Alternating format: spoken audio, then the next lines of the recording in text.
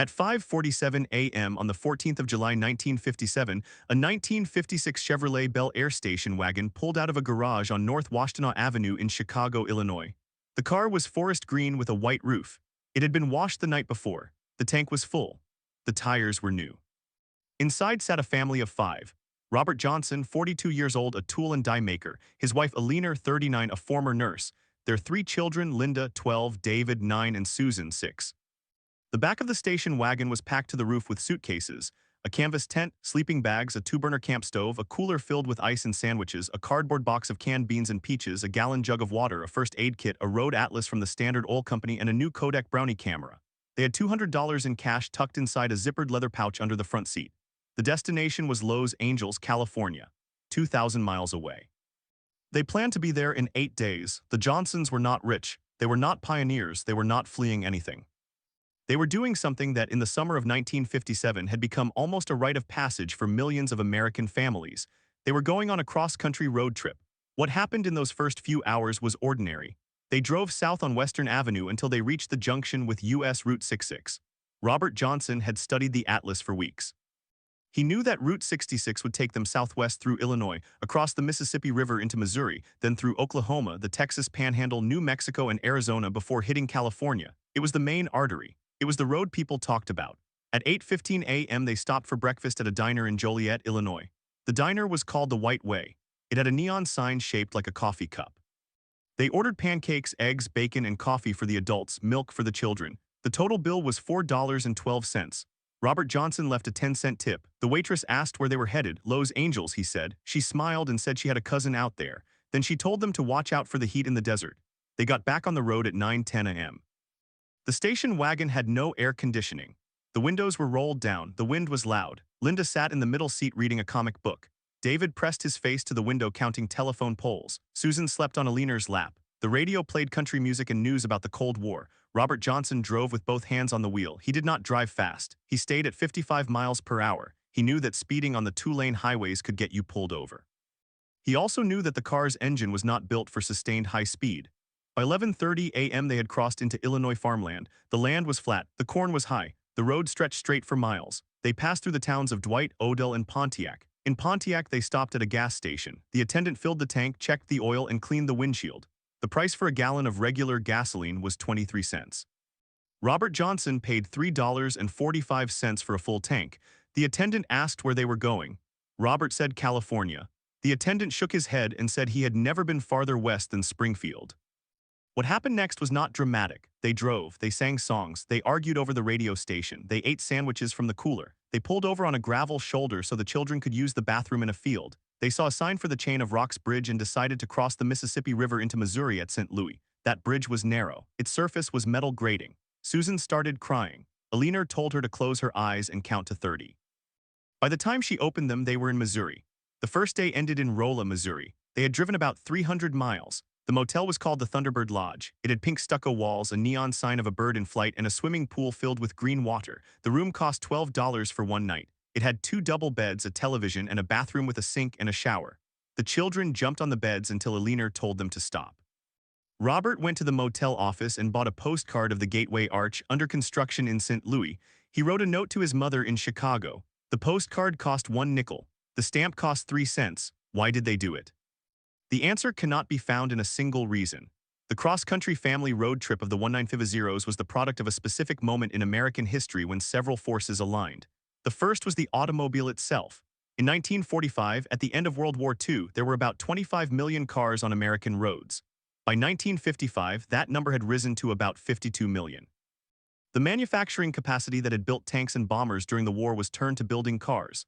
Automakers introduced new models every year. Prices fell. Credit expanded. Families could buy a car on a payment plan, and they did. The car ceased to be a luxury. It became a necessity. The second force was the highway system. For decades, cross-country driving was slow, dangerous, and unreliable.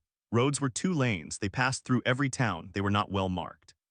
In 1919, a young Dwight Eisenhower took part in a military convoy that drove from Washington, D.C. to San Francisco. It took 62 days. The convoy suffered breakdowns, muddy roads, and bridges that could not support the trucks. Eisenhower never forgot that experience. When he became president, he pushed for a national system of interstate highways. In 1956, the Federal Aid Highway Act was signed into law. It authorized the construction of 41,000 miles of divided limited-access highways. Construction began immediately. By the summer of 1957, parts of the new interstate system were already open, but most families still drove on the old U.S. highways like Route 66, which were being bypassed and improved. The third force was money. The post-war economy was booming. The unemployment rate hovered around 4%. Wages were rising. The average American family earned about $4,800 a year. A cross-country vacation might cost $200 to $300 for a family of 5. It was affordable. And paid vacation time, once reserved for white-collar workers, was becoming common for factory workers like Robert Johnson. He had 1 week of paid vacation per year. He saved it for this trip. The fourth force was desire. People wanted to see the country. They had heard about the Grand Canyon, the Painted Desert, the Pacific Ocean. They had seen photographs in magazines like Life and National Geographic. They had watched movies set in the West. They wanted to experience it themselves. The idea of the family vacation, of bonding together in a car, of creating memories, was promoted by car manufacturers, oil companies, motel chains, and chambers of commerce. The message was everywhere: you owe it to your family to see America, but the trip was not without risk. The Johnsons did not know that on the second day, as they drove into Oklahoma, a tire would blow out on a stretch of road near Veneta. Robert would pull over, jack up the car, and change the tire while the family watched from the side of the road. The spare was in the back under the luggage. He had to unload everything to get to it. It took 45 minutes. The heat was over 90 degrees. The asphalt was soft. Eleanor passed out cups of water. David counted the cars that passed. Only 3 stopped to ask if they needed help. One of them was a highway patrolman. He called ahead to a garage in Veneta and told them to expect a family with a bad tire. By 5 p.m. they were back on the road. That night they camped at a public campground near the Red River in Oklahoma. They set up the tent. Robert cooked beans and hot dogs on the camp stove. Eleanor lit a lantern. The children sat on blankets and watched the stars. Susan asked if there were bears. Robert said no. David asked how far they had come. Robert said about 600 miles. David asked how far to go. Robert said about 1,400 miles. David said that was a lot. Robert said it was. What the Johnsons did not know, and what many families did not fully understand at the time, was that this kind of trip was a new form of mass movement. Before the 1950s, most Americans did not travel long distances for fun. The wealthy took trains or ships to resorts. The poor stayed home. The middle class took day trips or visited relatives. But the combination of the car, the highway, the vacation time, and the marketing created a new pattern. Families packed the car and crossed the country because they could, because they were told they should, because it seemed like the normal thing to do. The road itself became a character. Motels, diners, gas stations, souvenir shops, and tourist traps sprouted along the highways. The Johnson family would encounter them all. In Texas, they would stop at a replica of a cowboy town. In New Mexico, they would buy turquoise jewelry from a roadside stand. In Arizona, they would pull over to watch a rattlesnake get milked for venom at a reptile farm.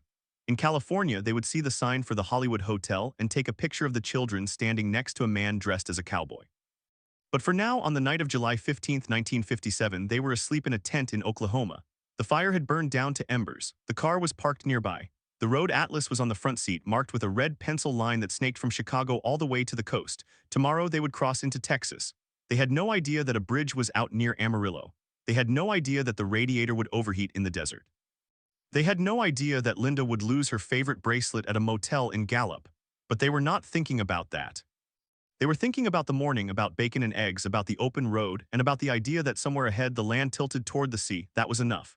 At 6:15 a.m. on July 16, 1957, Robert Johnson woke to the sound of a truck engine grinding through the campground near the Red River. The sky was pale blue. The air was already warm. He unzipped the tent and stepped out onto gravel. The camping stove was still packed in the trunk. He dug it out, lit the burner, and put a pan of water on to boil. By the time the water was hot, the children were awake. They ate instant oatmeal with powdered milk and sugar. They drank water from a jug. They packed the tent while the sun rose. At 7:30 a.m., they were back on U.S. Highway 69 heading south toward Texas. The road was 2 lanes, traffic was light, the land was flat and dry, the crops were cotton and sorghum. Every few miles, a gas station with a single pump stood at a crossroads. Robert stopped at one of them outside a town called Sherman. The station had a restroom with a key tied to a hubcap. The attendant was an older man named Earl. He checked the oil and washed the windshield. He asked where they were headed. Robert said California. Earl said he had a brother in Bakersfield who worked in the oil fields. He said they had not seen each other in 12 years. Robert bought a road map of Texas, even though he already had one. It cost 25 cents. It was printed on thin paper and folded into a cardboard cover. At 9:15 a.m., the Johnson family crossed into Texas just west of Denison. There was no large sign. There was a small metal marker on the shoulder that read "Entering Texas." Eleanor pointed it out. The children looked. David asked if they were in Texas now. Robert said yes. David said it looked like Oklahoma. Robert said it would look different soon. He was wrong. At 9:40 a.m., the engine began to knock. The sound was a steady metallic tapping that grew louder as Robert accelerated. He pulled over at a roadside park with a few picnic tables and a trash barrel. He lifted the hood. The engine was hot. The oil dipstick was dry. He checked the radiator. It was full, but the coolant was brown and thin. He had no extra oil. He had no way to know how long the engine had been running low.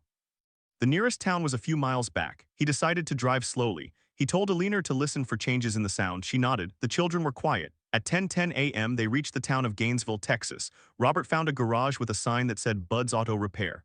Bud was a man in his 50s with thick forearms and a cigarette behind his ear. He listened to the engine. He said the oil pump was likely failing. He said they needed to replace it, but the part would take 2 days to arrive from Dallas.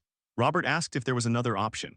Bud said they could add heavy oil and hope it lasted, but it might not. Robert checked his wallet. He had $80 in cash. He had a traveler's check for $50 more. The motel and food had already cost about $30. The repair would cost $60. He told Bud to do the repair. Bud said he could have it done by the next morning. The Johnsons were stranded in Gainesville, Texas for 2 nights. They found a motel called the Hub Courts. It had 6 cabins in a row, each with a concrete porch and a metal lawn chair. The cabin cost $8 per night. The woman at the desk, Mrs. Dawson, said they were lucky to get a room because the oil field workers were in town. She gave them 2 keys. Robert carried the luggage. Linda asked if they were going to die. Eleanor said no, they were just going to stay an extra day. Susan started crying. David sat on the porch and drew pictures in the dirt with a stick. What happened in Gainesville was a common experience on cross-country road trips of the 1950s. The National Highway System, when it was completed in the 1960s and 1970s, would connect cities with straight divided roads that allowed drivers to travel long distances without encountering small towns. But in 1957, most of that system was still under construction or not yet started. The U.S. numbered highways and state routes that families used were 2-lane roads that passed through every town. They were not designed for long-distance travel. They were not maintained to the same standards. A breakdown in a small town meant waiting. It meant spending money that was not budgeted. It meant calling home to say the trip was delayed. It meant sitting in a motel room with nothing to do but watch a television that showed only one channel. The Johnson family passed the time by walking to a nearby grocery store. They bought bologna bread and a jar of mustard. They bought a bag of apples. They bought a copy of the Gainesville Daily Register. Robert read the front page, which reported that the Soviet Union had launched an intercontinental ballistic missile. He folded the paper and set it aside. Eleanor wrote a letter to her sister in Iowa. She used the motel stationery. She wrote that they were stuck in Texas but still having a good time. They were not. On the morning of July 18, 1957, Bud called the motel and said the car was ready. The total cost was $62. Robert paid in cash. Bud said he had added new oil and replaced the pump. He said the engine should be fine now. He shook Robert's hand and wished him luck. At 9 a.m., they were back on the road. The car ran smoothly. Robert told Eleanor that maybe they could still make up time. She said they could try. By noon, they had crossed the Red River again, though this time they were inside Texas, heading west on U.S. Highway 82 toward Childress. The land was flat and endless. The temperature reached 100 degrees. The car had no air conditioning. The windows were rolled down. The wind was hot and dry. Susan and Linda shared a seat in the back. They sang a song they had learned at school. It was about a frog and a mouse. David stared out the window and counted telephone poles. At 2:30 p.m., they stopped in Childress for gasoline and a late lunch. They ate at a diner called the Texas Star. The menu was written on a chalkboard. They ordered hamburgers, fries, and root beer floats. The hamburgers cost 35 cents each. The total bill was $2.10. Eleanor left a dime tip. Robert asked the waitress how far it was to Amarillo. She said about 150 miles. She said the road was straight, but there was a detour near Esteline because a bridge was out. She said to follow the signs. They followed the signs. At 4:15 p.m., they reached the detour. It was a narrow gravel road that looped around a dry creek bed. The sign said bridge out, use alternate route. The gravel road was not well graded. The car bounced and shuddered. Dust rose behind them. The children held onto the seats. Robert slowed to 15 miles per hour. The detour added about 8 miles. When they rejoined U.S. Highway 82, the sun was lower and the shadows were long. At 6:10 p.m., they arrived in Amarillo. The town was larger than expected. There were motels and gas stations and a department store. Robert found a motel called the Bluebonnet. It had a flashing neon sign of a flower. The room cost $10. The children were tired and cranky. Eleanor told them to lie down for a while. David asked if they were going to the Grand Canyon the next day. Robert said they still had to cross New Mexico and Arizona. David asked how many days. Robert said 2. David counted on his fingers. What the Johnson family did not know, and what many families did not know, was that the detour caused by the bridge out near Esteline was just one of hundreds of such disruptions along the U.S. highway system. In 1957, the interstate highway system was only beginning to be built. The vast majority of cross-country roads were still state highways and U.S. routes. Those roads were often under construction, being widened or rerouted. Local bridges were aging. In some cases, temporary detours were not well marked. Families without detailed maps or local knowledge could end up lost for hours. The AAA released travel guides and maps, but not every family could afford membership. Robert had a Rand McNally Road Atlas, but it did not include every detour. He trusted signs. Sometimes the signs were wrong. The next morning, July 19, 1957, the Johnsons left Amarillo at 8 a.m. They took U.S. Highway 66, which ran through the center of the city and then curved southwest toward Tucumcari, New Mexico. The road was 2 lanes. The pavement was good. The traffic was moderate. The landscape changed gradually. The flat plains gave way to mesas and buttes. The sky was large. The children watched for cattle and horses. Robert calculated their progress. He had planned to reach Gallup, New Mexico by evening. That was about 250 miles. At 45 miles per hour with stops, it was possible. At 10:30 a.m., they crossed into New Mexico. The state line was marked by a sign. They stopped for a photograph. Linda held her bracelet up to the sun. It was a silver chain with a turquoise bead. She had bought it at a souvenir shop in St. Louis. It was her favorite possession. Eleanor told her to put it back on her wrist. Linda did. At 12:15 p.m., they stopped at a roadside restaurant called the Enchanted Mesa. The building was shaped like a teepee. Inside, there were Navajo rugs and pottery. The menu had tacos and enchiladas. The children had never eaten Mexican food. Susan took one bite and said it was too spicy. Linda ate her enchiladas slowly. David asked if they could buy a bow and arrow. Robert said no. They ordered hamburgers. The waitress brought chips and salsa, which was free. The total bill was $3. At 2 p.m., they stopped at a reptile farm outside of Santa Rosa. The sign said, "See the giant rattlesnake." The admission was 50 cents per adult and 25 cents per child. The farm had a concrete pit with a dozen rattlesnakes. A man in a cowboy hat showed the crowd how to milk venom. He held a snake behind its head and pressed its fangs against a glass jar. The venom dripped down. The children watched. Susan asked if the snake was dead. The man said no, just sleepy. David asked if he could touch it. The man said no. At 4:30 p.m., they reached the town of Santa Fe. They took a detour to see the Palace of the Governors. Robert parked on a street near the plaza. They walked among the Pueblo-style buildings. Eleanor bought a small clay pot from a vendor. Linda asked for a drink of water. Robert gave her a cup from the car. The sun was hot, but the air was dry. They stayed for an hour. Then they drove west toward Gallup. At 7:10 p.m., they arrived in Gallup, New Mexico. The town was busy with tourists and truck drivers. They found a motel called the El Rancho. It had a sign shaped like a cowboy. The room cost $12. The children were exhausted. Linda looked at her wrist and said her bracelet was gone. Eleanor asked where she had last seen it. Linda said at the reptile farm. Eleanor said it might have fallen off in the car. They searched the car. They searched the luggage. They walked back to the motel office and asked if anyone had turned it in. The clerk said no. Linda started crying. Eleanor held her. Robert said they would look again in the morning. Linda said it was gone. She was right. That night, Robert sat on the porch of the motel room. The stars were bright, the air was cool. He smoked a cigarette. Eleanor came out and sat next to him. She said the trip was not going as planned. He said it never does. She asked if they should turn back. He said no. He said they were halfway there. She said she missed her garden. He said he missed his coffee. She smiled. She said the children were still happy mostly. He said that was enough. What the Johnsons did not know, sitting on that porch in Gallup, was that the next day would bring a different kind of failure. The car's radiator, which had seemed fine after the oil pump repair, had a slow leak. The coolant level had dropped over the past 2 days. Robert had not checked it. At 9 a.m. on July 20, 1957, they drove out of Gallup on U.S. Highway 66 headed west. The road climbed into the Zuni Mountains. The grade was steep. The engine worked hard. The temperature gauge began to rise. At 9:30 a.m., it was in the red zone. Robert pulled over. Steam hissed from under the hood. He opened the radiator cap with a rag. The water level was low. There was a stream on the side of the road. He filled the radiator with a bucket. The water was cold. The engine crackled. At 10:15 a.m., they reached the top of the pass. The road descended into a long valley. Robert drove slowly. The gauge stayed just below red. At 11 a.m., they reached a gas station in a town called Pinedale. The mechanic found the leak. It was a pinhole in the upper radiator hose. He said he could patch it with tape and a clamp. It would hold for a while. He charged $5. Robert paid. At 1 p.m., they crossed into Arizona. The land opened into vast plains and distant mountains. The road stretched straight ahead. The heat was intense. The children slept in the back. Robert and Eleanor did not speak. The car ran, but barely. The engine temperature climbed on every hill. At 3:30 p.m., they reached the Petrified Forest National Park. Robert pulled into the entrance. The ranger said the fee was $1 per car. Robert paid. They drove through the park. They saw the petrified logs, the blue mesa, the painted desert. The children woke up. They watched the colors change. Linda forgot about her bracelet. David asked if the wood was real stone. Robert said yes. He did not explain. At 5:15 p.m., they arrived at the western edge of the park. The road rejoined US Highway 66. The sun was low. The shadows were long. Robert calculated the distance to the Grand Canyon. It was about 120 miles. He decided to push forward. Eleanor said they could stop in Winslow for the night. He agreed. At 6:30 p.m. they reached Winslow, Arizona. They found a motel called the La Posada. It was a large building with a tile roof and a courtyard.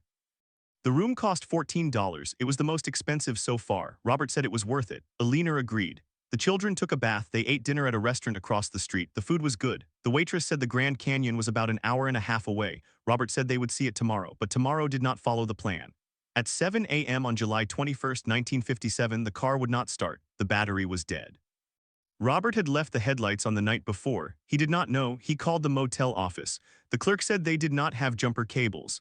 Robert walked to a gas station 3 blocks away. The attendant came back with cables. The car started. The battery charge was weak. Robert drove to the gas station and bought a new battery. It cost $18. He replaced it himself. The sun was already high. At 9 a.m. they left Winslow. They headed west on US Highway 66 toward Flagstaff. The road climbed into the pine forests. The temperature dropped. The children were excited. They had heard about the Grand Canyon. They had seen pictures. They did not know what to expect. At 11 a.m. they reached the south entrance of Grand Canyon National Park.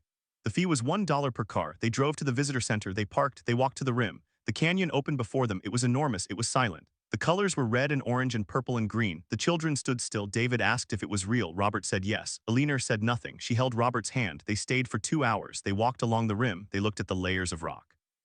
They watched a raven glide above the canyon. They bought a postcard. They took a photograph. At 1 p.m. they left the canyon. They drove west toward the Mojave Desert. The road dropped through the mountains. The heat returned. The car ran, but the engine was straining. The radiator had been patched. The oil was fresh. But the car was not new. It was a 1951 Chevrolet. It had over 70,000 miles. It had been reliable, but it was tired. The Johnson family was tired too. What the Johnsons did not know as they drove through the heat of the afternoon was that a stretch of road near Kingman, Arizona had been closed due to a rockslide. The sign they would see at 4:30 p.m. would direct them onto a gravel road that looped through a dry wash. That wash was not paved. It was not graded. It was lined with loose rocks. The car's undercarriage would scrape. A sharp rock would puncture the oil pan. The oil would drain onto the road. The engine would seize. The car would stop moving at 5:10 p.m. in a place with no gas station, no telephone, and no other cars in sight. They would be stranded in the desert. The sun would set. The temperature would drop. The children would be scared. Robert would try to walk for help. He would get lost. He would be found the next morning by a rancher who saw the car from a hill. But that story was still ahead. For now, at 2:15 p.m. on July 21, 1957, the Johnson family was driving west on US Highway 66 through Arizona. The children were asleep. Robert and Eleanor were tired. The car was running. The road was open. The land was vast. They were still moving toward the coast. They did not know what was coming. Neither did anyone else on that road. At 5:10 p.m. on July 21, 1957, the Johnson family's 1951 Chevrolet came to a stop on a gravel road near Kingman, Arizona. The engine sputtered once, then cut off. The silence was immediate. The air smelled of dust and hot metal. Robert turned the key. The starter clicked, but the engine did not turn. He tried again, nothing. He stepped out and looked under the car. A puddle of oil was spreading in the gravel. The oil pan had a clean puncture about the size of a pencil. The oil was gone. The engine was seized. Eleanor got out with the children. David asked if they were stuck. Robert said yes. Linda started crying. Eleanor told her to stop. They needed to stay calm. The road was empty in both directions. The sun was still high, but the shadows were lengthening. The temperature was above 90 degrees. Robert estimated they were about 10 miles from Kingman. He said he would walk for help. Eleanor said he should stay with the car. Robert said there was no other choice. He took a canteen, filled it with water from the jug in the trunk, and began walking east back toward the main highway. At 5:45 p.m., Robert reached the paved road. There was no traffic. He walked along the shoulder. At 6:30 p.m., a pickup truck came from behind. It slowed. The driver was a man in his 50s wearing a hat. He asked if Robert needed help. Robert explained the situation. The man said he could take Robert into Kingman to find a mechanic. Robert climbed in. The truck drove west. At 7 p.m. they reached Kingman. The man dropped Robert at a gas station. The mechanic said he could tow the car, but it would cost $20 up front. Robert paid. He had cash left from the trip savings. The mechanic said he would drive back with Robert. At 7:45 p.m. they returned to the stranded car. Eleanor and the children were sitting on the side of the road. They had been there for 2 hours and 35 minutes. The sun was setting. The air was cooling. The mechanic hooked a chain to the car and towed it to Kingman. The drive took 40 minutes. The children were quiet. Robert did not speak. Eleanor held Linda's hand. At 8:30 p.m. they arrived at the mechanic's garage. The mechanic said the oil pan would need to be replaced. He had a used pan from a similar Chevrolet. He could install it the next morning. He said the engine might be damaged. The bearings might have overheated. He could not guarantee it would run. Robert asked if there was a motel nearby. The mechanic pointed down the street. At 9 p.m. the Johnsons checked into a motel called the Desert Inn. The room cost $8. They ate cold sandwiches from a vending machine. No one spoke much. David fell asleep on the bed. Linda stared at the ceiling. Eleanor sat on the edge of the bed. Robert stood by the window. He said they should have turned back in New Mexico. Eleanor said they could still decide. Robert said they had no choice now. The car might not make it. Eleanor said they could take a bus. Robert said the car was their only way. They had spent almost all their cash. The trip had cost more than they expected. At 7 a.m. on July 22, 1957, Robert walked to the garage. The mechanic had already removed the oil pan. The new pan was installed by 8:30 a.m. He filled the engine with fresh oil. He started the car. It ran. There was a knock from the lower end. The mechanic said the bearings were worn. The engine would not last much longer. He recommended driving slowly and taking frequent breaks. Robert asked how far they could go. The mechanic said maybe 500 miles, maybe less. Robert thanked him. He paid the remaining balance, $12. The total repair cost was $32. That was more than the family spent on food for the entire trip so far. At 9:15 a.m. the Johnsons left Kingman. They drove west on U.S. Highway 66. The car ran, but the knock was constant. The engine sounded like a hammer tapping on metal. Robert drove at 40 miles per hour. Other cars passed them. The children were quiet. Eleanor stared out the window. The desert stretched on both sides. The road climbed into the Black Mountains. The grade was steep. The knock grew louder. Robert downshifted. The car labored. At 10:30 a.m. they reached the summit and began descending into the valley below. The engine eased. The knock faded slightly. At 12 p.m. they crossed into California. The road passed through Needles, a small town on the Colorado River. The heat was oppressive. The temperature was over 100 degrees. Robert pulled into a gas station. He filled the tank. The attendant said the car sounded bad. Robert said they were headed to Los Angeles. The attendant said they might not make it. Robert said they had to. At 1:30 p.m. they drove through the Mojave Desert. The landscape was dry, flat, brown. The road was straight. The car coughed once, then again. At 2 p.m. the engine lost power on a slight incline. Robert pulled over. The engine was smoking. He opened the hood. A head gasket had blown. Coolant was leaking onto the exhaust manifold. The engine was dying. Robert turned off the ignition. The car would not start again. What happened next was not part of any family vacation plan. The Johnsons were stranded on a desolate stretch of U.S. Highway 66, about 30 miles east of Barstow, California. The sun was high. The temperature was 105 degrees. They had 1 gallon of water left. There was a small gas station about 2 miles ahead, but it was visible only as a faint shimmer on the road. Robert decided to walk again. Eleanor said no. She said they would wait for someone to pass. Every few minutes a car went by. Some did not stop. One stopped at 2:45 p.m. It was a couple from Texas. They gave the Johnsons a ride to the gas station. The station had a pay phone. Robert called a towing service. The tow truck arrived at 4:30 p.m. The driver said he could take the car to a garage in Barstow. He charged $15. Robert paid. At 5:30 p.m. the Johnsons arrived in Barstow. The garage was closed. The tow truck driver said they could leave the car in the lot. He recommended a motel 2 blocks away. The Johnsons walked to the motel. The room cost $10. They had $30 left in cash. Eleanor said they needed to call someone. Robert said there was no one to call. They had no family nearby. They had no spare money. The trip was over. At 8 p.m. Robert sat on the curb outside the motel. He lit a cigarette. He thought about the past 7 days. They had driven 1,200 miles. They had seen the desert, the mesas, the petrified forest, the Grand Canyon. They had fixed a radiator, bought a battery, replaced an oil pan, blown a head gasket. They had spent almost all their savings. They were 300 miles from Los Angeles. The car was dead. The children were tired. Eleanor was angry. Robert did not know what to do next. But the story of the Johnson family is not unique. In the summer of 1957, thousands of families loaded their cars and drove across the country. The reasons varied. Some were chasing jobs, some were visiting relatives, some were just curious about the land. The automobile had become the dominant mode of transportation in the United States after World War II. By 1957, more than 60 million cars were on American roads. The interstate highway system was still under construction. Many families used older roads like U.S. Route 66. It was not the most efficient route, but it was the most famous. It ran from Chicago to Santa Monica through 8 states. It passed through small towns, deserts, mountains, and plains. It offered a glimpse of America that the interstate system later erased. Families packed the car for several reasons. The first was cost. Flying was still expensive. In 1957, a round-trip ticket from New York to Los Angeles cost about $200. A family of 4 would spend $800 just on airfare. That was more than the average monthly income. Driving cost much less. Gas was about 30 cents per gallon. A cross-country trip might use 200 gallons, that was $60. Add motels, food, and repairs, and the total might be $300 to $400 for a 2-week trip. It was still a large expense, but it was affordable for a growing middle class. The second reason was flexibility. A car allowed families to stop when they wanted, eat when they were hungry, sleep when they were tired. They could change the route, see a roadside attraction, linger at a national park. The journey was as important as the destination. The children could sleep in the back seat. The parents could smoke up front. The windows rolled down. The radio played. It was a shared experience, cramped and noisy and imperfect, but it was theirs.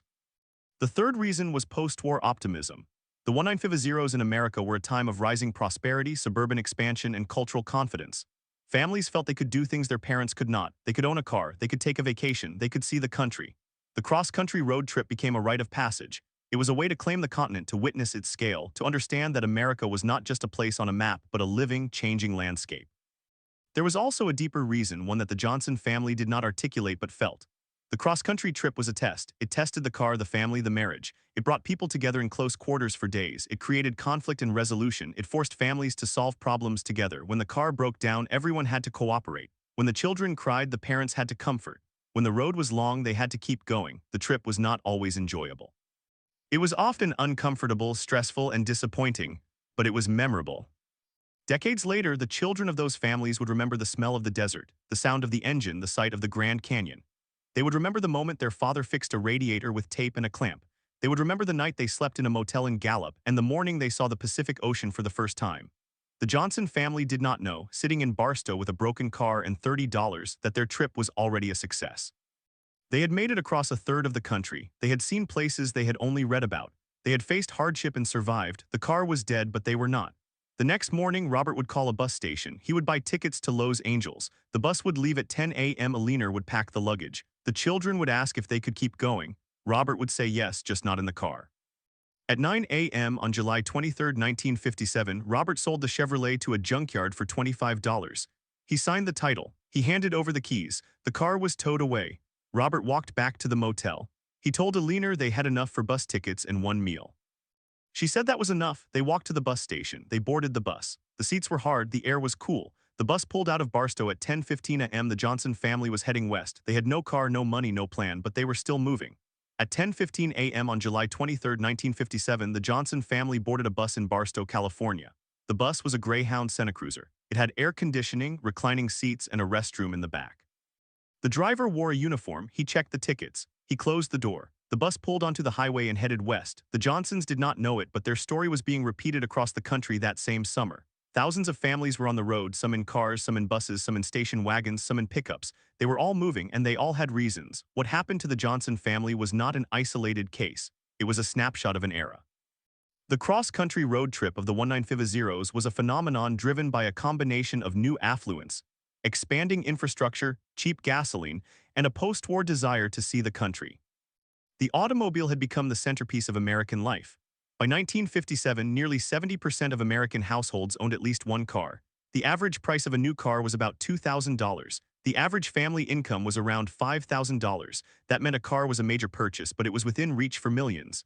And once you had a car, the continent opened up. But the road was not always smooth. The journeys of the 1950s were different from the road trips of later decades. The interstate highway system was authorized by the Federal Aid Highway Act of 1956, but construction had barely begun. In 1957, only a few hundred miles of interstate were open. Most long-distance travel still used the old two-lane highways, U.S. Route 66, U.S. Route 30, U.S. Route 40, U.S. Route 1 Zaroon. These roads passed through towns, not around them. They had traffic lights, stop signs, and speed limits of 50 or 55 miles per hour. A trip from Chicago to Los Angeles on Route 66 took about 5 to 7 days, depending on breakdowns. The same trip on today's interstates takes about 2.5 days. The cars of the era were not built for reliability. They had carburetors, points, condensers, generators, and mechanical fuel pumps. They overheated in the desert. They overheated in the mountains. They overheated in stop-and-go traffic. Tires blew out, radiators boiled over, batteries died, clutches slipped, brakes failed. Nearly every family that drove cross-country had a breakdown story. The Johnsons were not unusual. They were typical. The typical family of the era was also different. In 1957, the average American family had 3 children. The father worked. The mother stayed home. The children were expected to behave, but they rarely did. The car was a confined space. Arguments broke out. Siblings fought. Parents yelled. The radio helped. So did the promise of the next stop. The roadside attractions were designed to pull families off the road. There were reptile farms, dinosaur parks, giant statues, snake pits, souvenir shops. Some were free, some cost a dime. They gave children something to look forward to. They gave parents a reason to stop. One of the most famous stops on Route 66 was the Wigwam Motel in Hallbrook, Arizona. It was built in 1950.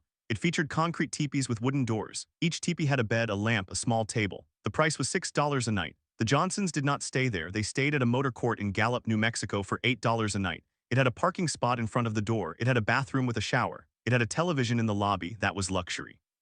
The motel industry was booming. Before the 1950s, most travelers stayed in downtown hotels or auto camps. The auto camp was a field with a few cabins. You parked your car, cooked your own food, and slept in a cabin with thin walls. By the mid-1950s, the motor court or motel had replaced the auto camp. Motels offered privacy, cleanliness, and consistency. Chains like Holiday Inn, founded in 1952, promised standardized rooms. You knew what you were getting. That was important for families who were far from home and did not want surprises. But the motel was only part of the experience. The real experience was the road itself. Route 66 was called the Main Street of America.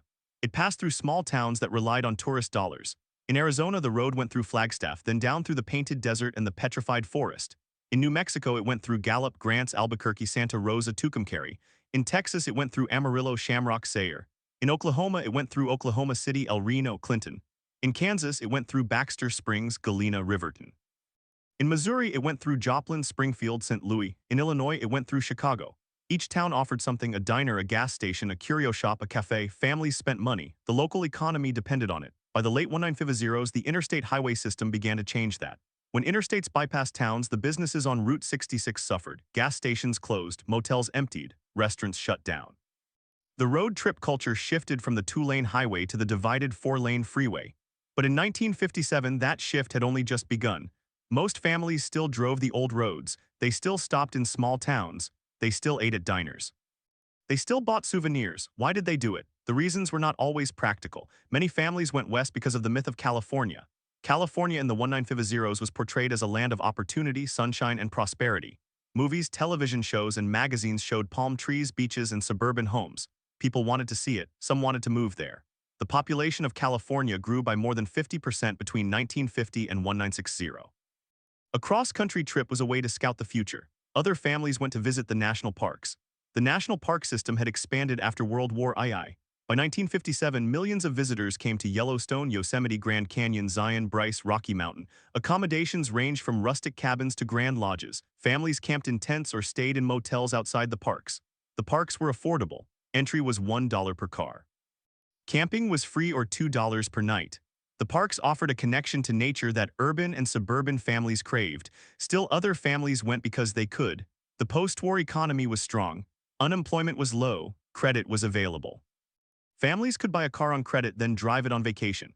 The vacation itself was often financed by saving for months. The trip was a reward for hard work. It was a way to show that the family had made it, but the trip was also a gamble. The Johnson family's experience shows how quickly things could go wrong. They spent their savings, they were stranded, they lost the car, they ended up on a bus, but they also gained something. The trip became a story. The story was told for decades. The children remembered the desert, the Grand Canyon, the breakdown, the bus ride. They remembered the time their father fixed the radiator with a belt and a clamp. That was worth something.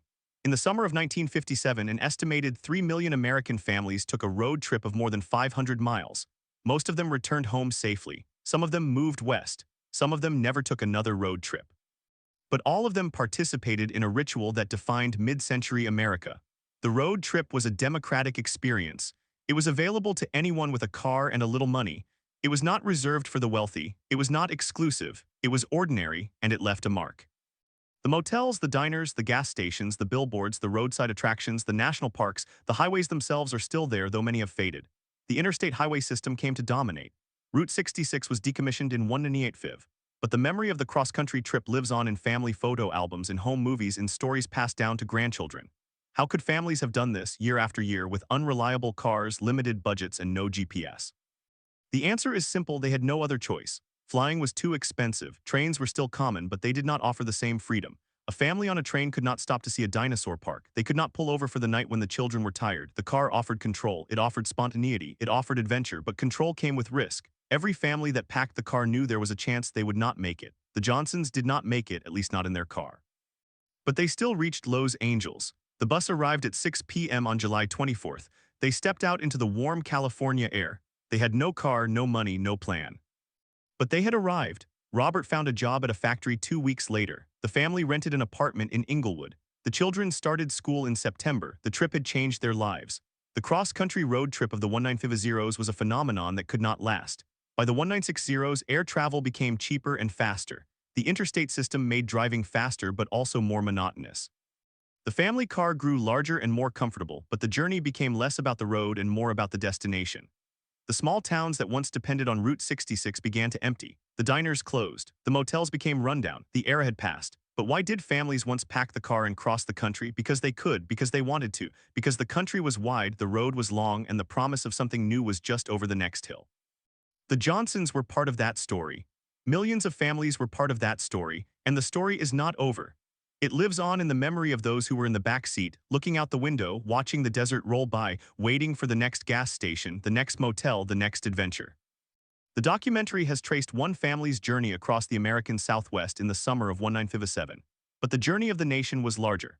The post-war boom, the rise of the automobile, the construction of highways, the spread of suburbs, the growth of tourism, the transformation of the American landscape all came together in those years. Families packed the car because the car was the symbol of their freedom. They crossed the country because they believed the country belonged to them. And in a sense it did. Today the road trip is still a popular vacation, but it is different. The cars are more reliable, the roads are faster, the motels are chains, the diners are fast food, but the spirit remains. Families still argue in the car. Children still ask, are we there yet? Parents still promise that the next stop will be worth it.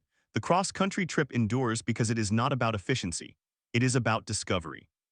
It is about the moment when the landscape changes, when the air smells different, when the horizon opens up. The Johnson family saw that horizon from the bus window.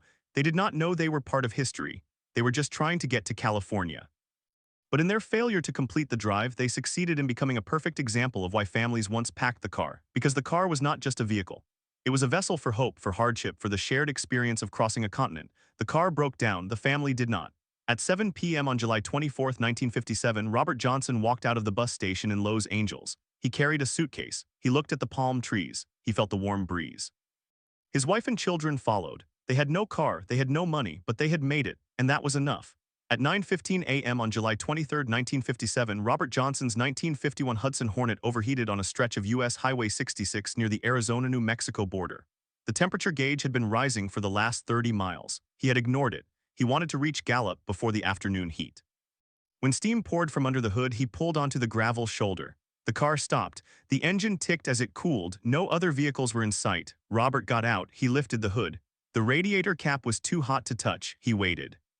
10 minutes passed. He tried again. The cap released a burst of steam. The coolant was low. He had no water jug. He had not packed extra. His wife Margaret handed him a canteen. He poured it in. The water hissed and vanished. He poured more. The radiator accepted it slowly. He believed the problem was solved. He restarted the engine. The car moved forward. For the next 30 miles, the gauge stayed steady. Then it climbed again. At 10:50 a.m., the engine seized on a long uphill grade near the Continental Divide. The car rolled to a stop. This time there was no steam. The engine simply quit. Robert tried to restart it. The starter motor whined. The engine did not catch. He tried again. Nothing. What happened? The radiator had a slow leak, likely caused by corrosion. On flat terrain, the car could circulate enough coolant. On a steep grade under heavy load, the engine worked harder. The water pump pushed less fluid. A small leak became a large loss. By the time Robert reached the uphill section, the cylinder head had overheated. A gasket failed. Coolant mixed with oil. The engine could no longer compress. A passing truck driver stopped at 11:30 a.m. He offered to tow the Hudson to the nearest town, Grants, New Mexico.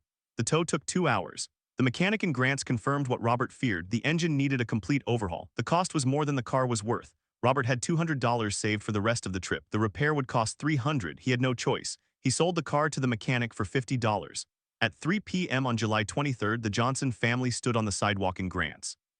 They had a suitcase, a bag of clothes, and less than $200. They had no car. They had 700 miles to go to Los Angeles. Robert walked to the bus station. A Greyhound to Los Angeles cost $26 per person. He bought tickets for the next morning. How could this have happened? The Johnson family's trip illustrates a systemic failure that was common in the 1950s. Cars of that era were not built for sustained cross-country travel. Radiators were small. Cooling systems were simple. Roads were 2 lanes with frequent grades. Service stations were often 30 to 50 miles apart. There were no emergency call boxes. There was no towing service that covered long distances. A breakdown in a remote area could strand a family for hours or days. The National Safety Council recorded that in 1957, nearly 1 in 5 long-distance road trips ended with a mechanical failure. The most common problems were overheating, flat tires, and fuel system issues. Many families did not carry extra water, spare belts, or basic tools. They trusted the car, but the car was a machine. Machines break. And on the open road, a broken machine could become a crisis. Why did families accept this risk? The answer lies in the culture of the 1950s. The automobile was marketed as an extension of freedom. Advertisements showed families driving through landscapes without breakdowns. The reality was different, yet the promise of the road trip outweighed the warnings. Families believed their car would be the exception. They believed the road would be kind. And when it was not, they adapted. They sold the car. They took the bus, they went home, or they continued like the Johnsons with a different mode. The Johnson family's experience was not unique. Along Route 66 in the summer of 1957, dozens of families faced similar moments. Some borrowed money from relatives, some hitchhiked, some abandoned the trip entirely. The ones who continued often did so by Greyhound. The bus was the safety net of the cross-country road trip. It cost less than a major repair, it ran on schedule, it carried passengers who had run out of options. At 8 a.m. on July 24th, the Johnson family boarded a Greyhound in Grants.